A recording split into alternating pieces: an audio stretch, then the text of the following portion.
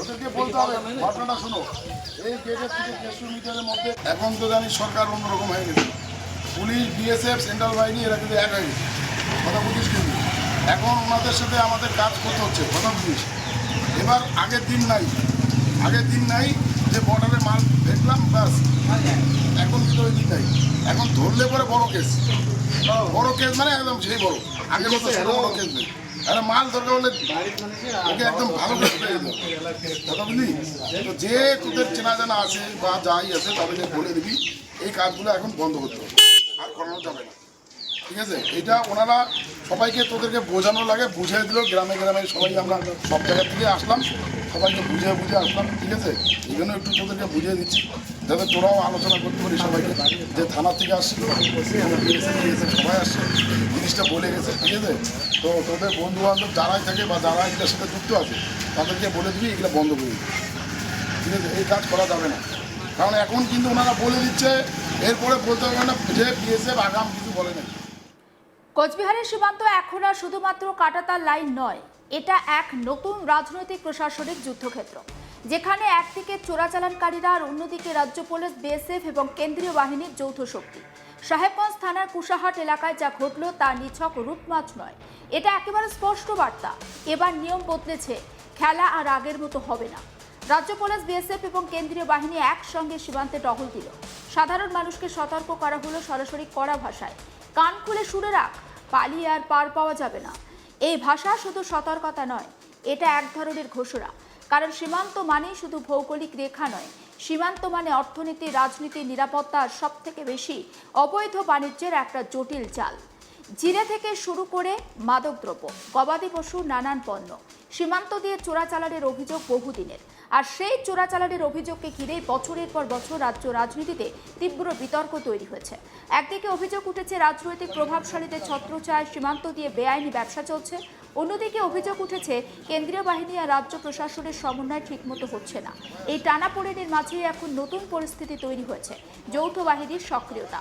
কুশাহাটে route march সেই পরিবর্তনেরই প্রতীক।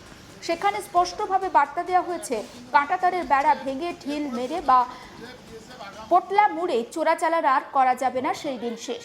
এখন নজরদারি আরও করা হবে, যৌথ টহল বাড়বে এবং তথ্য আদান প্রদান আরও দ্রুত হবে। পুলিশের ঠিক কী সতর্কীকরণ বা কিভাবে সতর্ক করা হচ্ছে, একবার সেই ভিডিওটা দেখাই আপনাদের। এই গেটের থেকে 150 মিটারের মধ্যে এখন তো জানি সরকার অন্যরকম হয়ে গেছে। পুলিশ, বিএসএফ, সেন্ট্রাল বাহিনী এরা কিন্তু এক হয়ে গেছে, কথা বুঝিস। কিন্তু এখন ওনাদের সাথে আমাদের কাজ করতে হচ্ছে, কথা বুঝিস। এবার আগের দিন নাই যে বর্ডারে মাল দেখলাম ব্যাস, এখন কিন্তু ওই দিন নাই। এখন ধরলে পরে বড় কেস মানে একদম সেই বড়, আগের মতো ছোট বড় কেস নেই। আরে মাল দরকার হলে ওকে একদম ভালো করে পেয়ে দেবো, কথা বুঝলি। তো যে তোদের চেনা জানা আছে বা যাই আছে তাদেরকে বলে দিবি এই কাজগুলো এখন বন্ধ করতে হবে, আর করানো যাবে না, ঠিক আছে। এটা ওনারা সবাইকে তোদেরকে বোঝানো লাগে, বুঝিয়ে দিল। গ্রামে গ্রামে সবাই আমরা সব জায়গা থেকে আসলাম, সবাইকে বুঝে আসলাম, ঠিক আছে। এই জন্য একটু তোদেরকে বুঝিয়ে দিচ্ছি যাতে তোরাও আলোচনা করতে পারি সবাইকে, যে থানা থেকে আসছিল সবাই আসছে, জিনিসটা বলে গেছে, ঠিক আছে। তো তোদের বন্ধু বান্ধব যারাই থাকে বা যারা এটার সাথে যুক্ত আছে তাদেরকে বলে দিবি এগুলো বন্ধ করে দিবি, ঠিক আছে। এই কাজ করা যাবে না, কারণ এখন কিন্তু ওনারা বলে দিচ্ছে। কিন্তু প্রশ্ন হচ্ছে, হঠাৎ এই কঠোরতা কেন? রাজনৈতিকভাবে এই প্রশ্ন খুব গুরুত্বপূর্ণ, কারণ সীমান্ত নিরাপত্তা সবসময় কেন্দ্র এবং রাজ্যের সম্পর্কের একটা সংবেদনশীল ক্ষেত্র। অতীতে বহুবার দেখা গেছে সীমান্তে বিএসএফ এর ভূমিকা নিয়ে রাজ্য সরকারের সঙ্গে কেন্দ্রীয় সরকারের একটা টানাপোড়েন হয়েছে। বিশেষ করে জমি দেওয়া, কাঁটাতার বসানো, বিএসএফ এর কার্যক্ষমতা নিয়ে মতভেদ ছিল। একসময় রাজ্য সরকারের তরফে অভিযোগ উঠেছিল সীমান্তে অতিরিক্ত কড়াকড়ি মানুষের দৈনন্দিন জীবনে প্রভাব ফেলছে। আবার কেন্দ্রের দাবি ছিল সীমান্ত দুর্বল থাকলে চোরাচালান আর অনুপ্রবেশ বাড়বে। এই দ্বন্দ্বের মাঝে এবার নতুন রাজনৈতিক বাস্তবতা তৈরি হয়েছে। নতুন প্রশাসনিক অবস্থানে এখন বলা হচ্ছে বিএসএফ আর রাজ্য পুলিশ একসঙ্গে কাজ করবে, গোয়েন্দা তথ্য ভাগ হবে, যৌথ টহল হবে এবং সীমান্ত এলাকায় সমন্বয় আরও বাড়ানো হবে। অর্থাৎ পুরনো বিরোধের জায়গায় এখন সহযোগিতার ভাষা, কিন্তু মাঠের বাস্তবতা অনেকটা বেশি জটিল।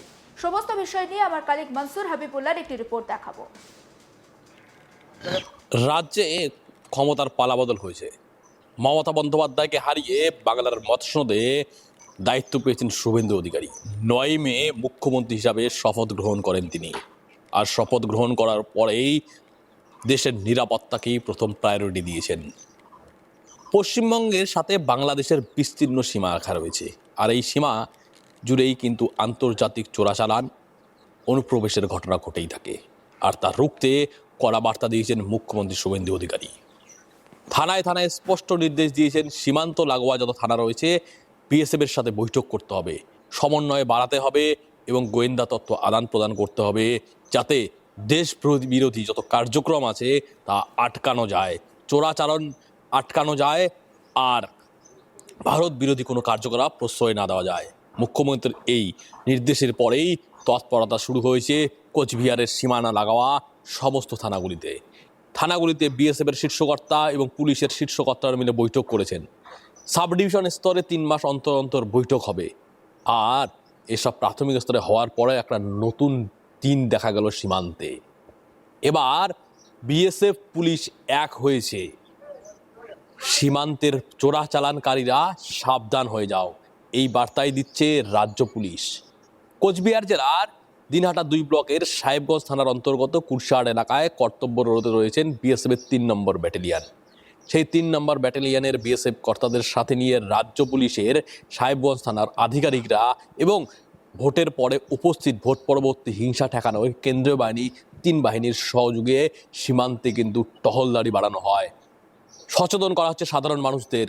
স্পষ্ট বার্তা দেওয়া হয়েছে, এখন আগের দিন নেই। বিএসএফ পুলিশ এক হয়েছে। কাঁটাতারের উপর দিয়ে জিরা বা মাদক পদার্থ, নিষিদ্ধ পদার্থ ঢিল মেরে পালিয়ে পার পেয়ে যাবে না পাচারকারীরা, তাদের চুন চুনকে বের করা হবে। এই বার্তাই কিন্তু দিচ্ছে সীমান্তের এলাকায় এলাকায়। কোচবিহারের সেই কুরশাহাট এলাকা কিন্তু চোরাচালানকারীর জন্য কুখ্যাত। এই সীমান্তেই একাধিকবার বিএসএফের সাথে চোরাচালানকারীদের সংঘর্ষের ঘটনা ঘটেছে। একাধিক ঘটনায় শিরোনামে এসেছে কিন্তু এই আন্তর্জাতিক সীমান্ত এলাকা। এই সীমানায় কিন্তু টার্গেট করেছে পুলিশ। স্পষ্ট বার্তা, কোনো চোরাচালানকারীদের প্রশ্রয় দেওয়া হবে না, চোরাচালান প্রশ্রয় দেওয়া হবে না। কড়া বার্তা কিন্তু পুলিশ বিএসএফ একসাথে। মনোবল কিন্তু তুঙ্গে এখন। দেশ বিরোধীরা সাবধান হয়ে যান। আর এই সাবধানতার জন্য এই যে বার্তা তা সুন্দরভাবে কাজ করতে শুরু করেছে বলে ওয়াকিবহল ধারণা। মমতা বন্দ্যোপাধ্যায়ের আমলে অভিযোগ ছিল, তিনি বারবার সোচ্চার হতেন সীমান্তের বিএসএফের বিরুদ্ধে। বিএসএফদের সঙ্গে সহযোগিতা না করার বার্তা দিতেন পুলিশদের। এমনকি দিনহাটার যে বিধায়ক ছিলেন তৎকালীন উদয়ন গো বারবার কেন্দ্রীয় বাহিনীর বিরুদ্ধে বিএসএফের বিরুদ্ধে সোচ্চার হয়েছিলেন। কি ভাগ্যের নির্মম পরিহাস! ভোটের যেদিন ফল প্রকাশ হয় 4 মে, সেদিন তাকে কিন্তু সেই কেন্দ্রীয় নিরাপত্তা বাহিনীর সহায়তা নিয়েই কিন্তু দিনহাটা ত্যাগ করতে হয়। এই কেন্দ্রীয় বাহিনীর নিরাপত্তা নিয়ে যখন তিনি দিনহাটা ত্যাগ করেছিলেন, দিনহাটার নবনির্বাচিত বিজেপি বিধায়ক কিন্তু দেশপ্রেমের কথা বলছেন। তার সুরেলা কণ্ঠে বার্তা দিচ্ছেন সম্প্রীতির। তিনি যখন বিভিন্ন সংবর্ধনা অনুষ্ঠানে গিয়ে একই কথা বলছেন, যে একটা কথা তিনি স্পষ্ট করেছেন, আজ তাক বাংলা বিজেপি 4 মে বিজেপি রাজ্যে ক্ষমতায় আসার পরে সর্বপ্রথম অজয় রায়ের ইন্টারভিউ নেয়। তিনি সেই ইন্টারভিউতে স্পষ্ট বার্তা দিয়েছিলেন, বিএসএফ দেশপ্রেমিক, তারা দেশ রক্ষার কাজে নিজেদের নিয়োজিত করেছেন। সেই দেশপ্রেমিক এই সংগঠনের সাথে, সীমান্তরক্ষীর বাহিনীর সাথে আমরা সব সময় রয়েছি। তাদের সমস্ত সুবিধা আপদ বিপদে আমরা পাশে থাকব। আর সেই যে বার্তা, সেই বিধায়ক থেকে মুখ্যমন্ত্রী সবার কিন্তু এক বার্তা, অর্থাৎ দেশ বিরোধী কার্যক্রম প্রশ্রয় দেওয়া হবে না, আর দেশপ্রেমী রাষ্ট্রবাদীদের সাথে রয়েছি আমরা। এই বার্তা পাওয়ার পর কিন্তু এক নতুন পরিবেশ তৈরি হলো কোচবিহারে। আর সেই পরিলক্ষিত হচ্ছে এখন হাতে কলমে। সেটা স্পষ্ট দেখতে পাচ্ছি, পুলিশ বিএসএফ যৌথ টহলদারি দেওয়া হচ্ছে সীমান্তে। আর সীমান্তে সেই টহলদারিতে স্পষ্ট বার্তা, আর পার পেয়ে যাওয়ার দিন নেই। এক হয়েছে বিএসএফ পুলিশ, সীমান্তের পাচারকারীরা সাবধান। সমস্ত আপডেট পৌঁছে দেবো আপনাদের কাছে। নজর রাখুন আজ তাক বাংলায়, সাবস্ক্রাইব করতে ভুলবেন না।